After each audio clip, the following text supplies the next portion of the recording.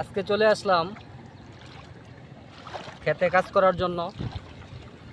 তো গ্রামে থাকি হয়তো, কিন্তু কখনো কৃষি কাজ করা হয় নাই, অভ্যস্ত না।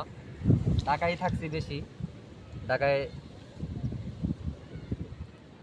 যে কোনো চাকরি করছি। তো আসলে এগুলো যদি অভ্যাস না থাকে আসলে খুবই কঠিন কৃষি কাজ করা।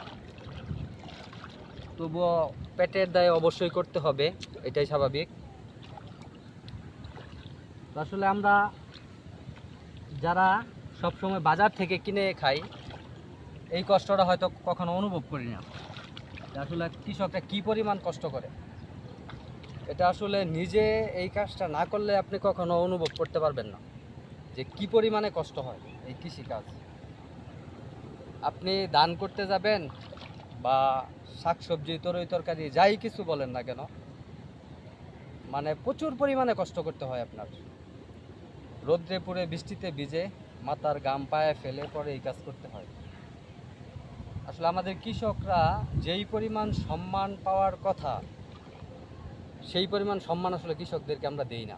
আমাদের যারা শিক্ষিত ফ্যামিলি আছেন বা যারা এই কৃষিকাজের যে কষ্ট এগুলো যারা বুঝেন না, তারা আসলে এই সম্মানটুকু আসলে কৃষকদেরকে দেই না।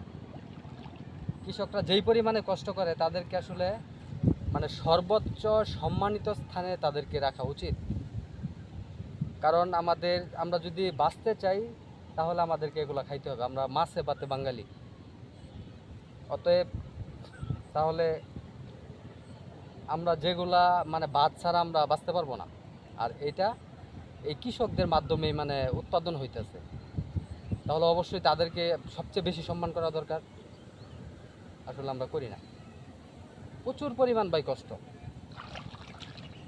এই যে আপনার ক্ষেতে যেমন হাল বাইছে বাইয়া চলে গেছে, এখন এই যে সব দিকে ধরেন উঁচা হয়ে রয়েছে, বিভিন্ন জায়গায় এগুলা সমান করা, ঘাস পরিষ্কার করা, ঠিক আছে। প্রথম তো আপনার এই চারোদিক দিয়া কুবাইয়া ঠিক করতে হয়েছে, তারপর এখন হাল হাল চাষ করছে, এখন এই ঘাস পরিষ্কার করা, এগুলো সমান করা, মই দেওয়া, ঠিক আছে। এগুলো আসলে প্রচুর পরিমাণ ভাই কষ্ট, এগুলো আসলে বলার মতো না। যারা কৃষি কাজ করে তারাই এই কষ্টটা অনুভব করতে পারবে। আসলে তাদেরকে যেই পরিমাণ সম্মান দেওয়ার দরকার আমরা আসলে সেই পরিমাণ সম্মান তাদেরকে দেই না, ঠিক আছে। আসলে তারা মাথার ঘাম পায়ে ফেলে রোদ্রে পুড়ে বৃষ্টিতে ভিজে মানে এত পরিমাণ কষ্ট করে, এগুলো আপনি যদি করেন তাহলে আপনি এই কষ্টটা অনুভব